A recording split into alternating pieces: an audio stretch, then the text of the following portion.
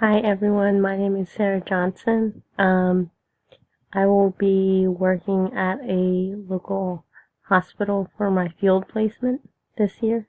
Um, I will be working back and forth between the clinic at the hospital that helps little to um, not insured people, and I will also be working at the family medicine office as well, which is not far from the clinic.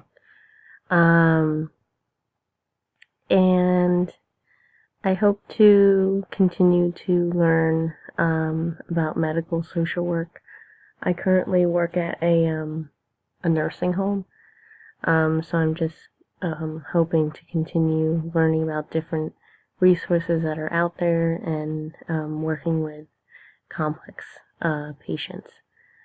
Last year I worked with children and families, which was a great experience. It had been a while since I'd worked with that population, and I worked with court-ordered visitations.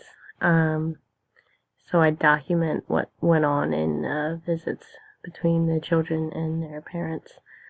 Um, so um, While I'll be working with mostly adults um, this year, I will also be working with families in a way as well, because there will be children who will be coming in for appointments. Um, so I look forward to meeting with you all and receiving your input on things. Thank you. Have a good night.